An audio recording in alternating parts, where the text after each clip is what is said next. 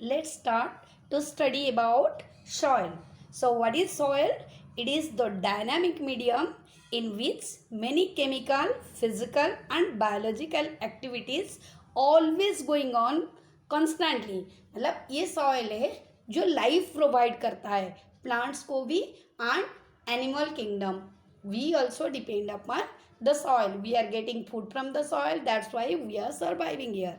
So it's all the chemical, physical, biological activities always going on. And it is the result of ये soil कैसे बनता है decay and medium for the growth. ठीक है. So what are the processes and what are the factors main that we will read. ठीक है. तो pedogenesis means pedologist means those who are studying about soil. Pedology means the science of soil, and here it is the soil formation or pedogenesis depends on weathering.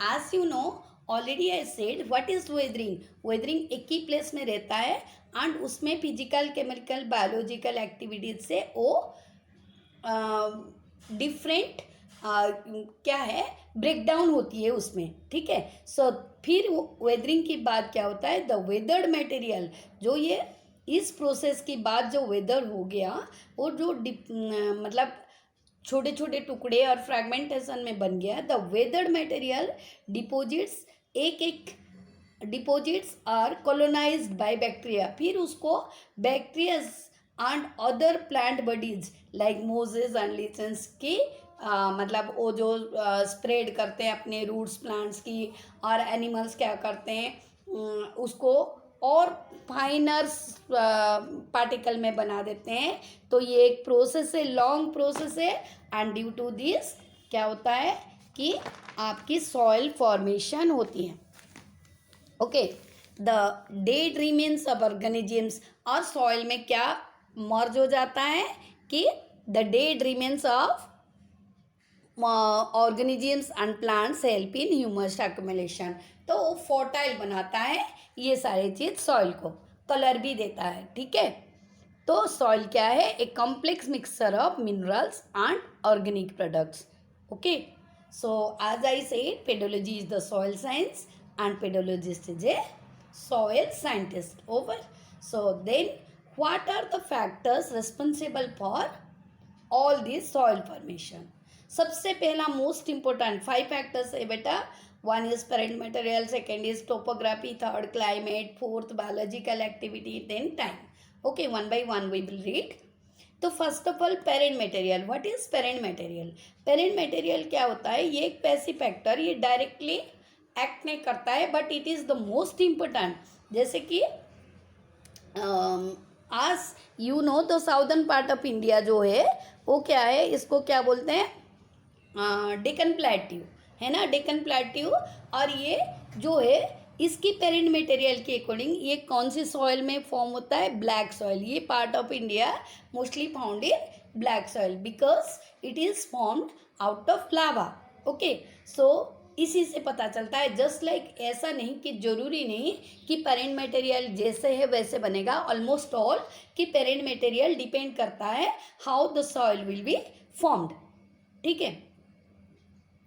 तो इसकी जो texture होता है and इसकी structure, mineral, chemical composition सारे depend करता है parent material में.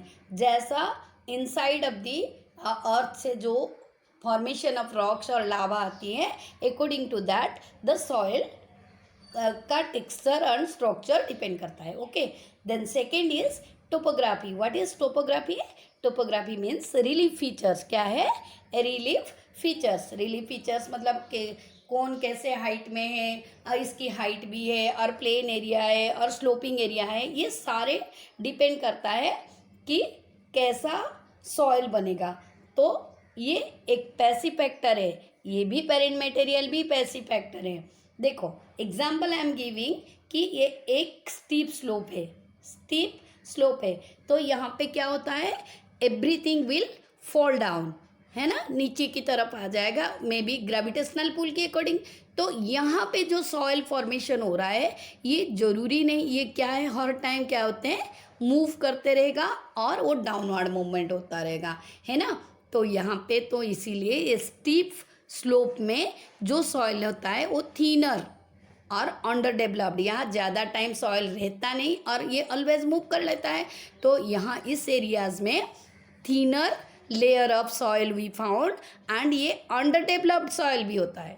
वेराज एक फ्लैट रीजन है, फ्लैट एरिया है, जहाँ पे ये सॉइल जो फॉर्मेशन होता है यहीं पे सॉइल्स रहता है for a long period of time. So ये सॉइल फॉर्मेशन से लेयर्स एंड लेयर्स बन जाता है, तो it is thick and well developed soil होता है, वेल डेवलप्ड सॉइल होता है। ठीक है, हाइट में क्या होता है कि हाई एल्टीट्यूड में क्या होता है, बहुत सारे ह्यूमस मिलता है, तो according to that also soils are formed. Then third is your climate. What is climate? Climate कैसे रिस्पॉन्सिबल होता है? ये active factor. How climate? Climate मतलब आपकी टेम्परेचर एंड रेनफॉल।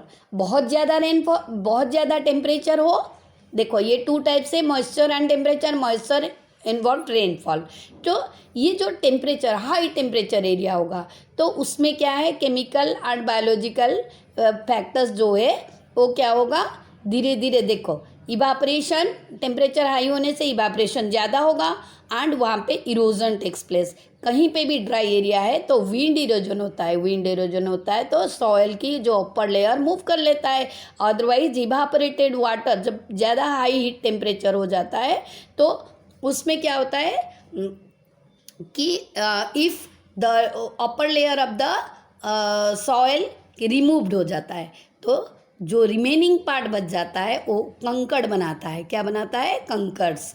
ठीक है, फिर यहाँ पे और क्या होता है, जहाँ पे ज़्यादा बारिश होती है, ज़्यादा रेनफॉल होता है तो वहाँ पे वाटर इरोजन होता है, तो रिमूवल ऑफ सिलिका, वो भी सॉइल की अपर लेयर को रिमूव कर देता है, तो डिसिलिकेशन, यहाँ पे सॉइल की डिसिलिकेशन होती है। ओके, तो टेम्परेचर एंड रेनफॉल से, climate means temperature and rainfall. जहाँ पे ज़्यादा रेनफॉल होता है वहाँ पे वाटर वसा हुए हो जाता है, जहाँ पे टेम्परेचर हाई हो जाता है वहाँ पे इवापोरेशन होती है, और हाई टेम्परेचर में केमिकल एक्टिविटी इंक्रीज होता है, लो टेम्परेचर में केमिकल एक्टिविटी रिड्यूस्ड हो जाता है। ठीक है, और क्या होता है क्लाइमेट की, जैसे कूल एरिया है, आई सेड लो टेम्परेचर में केमिकल एक्टिविटीज रिड्यूस्ड हो जाता है। ओके, देन आपकी biological activity. What is biological activity? Biological means all living organism and non living, biological all living organism, it may be plants, animals, इन्हीं की जो activity on the soil वो कैसे करते हैं। डेड प्लांट्स प्रोवाइड ह्यूमस, जैसे पत्ते गिरते रहते तो वो क्या करता है, मिट्टी में सड़ते एंड ये मिट्टी को, सॉइल को क्या करता है, ह्यूमस प्रोवाइड करता है। ठीक है, फिर क्या करते हैं, organic acids which form during humification.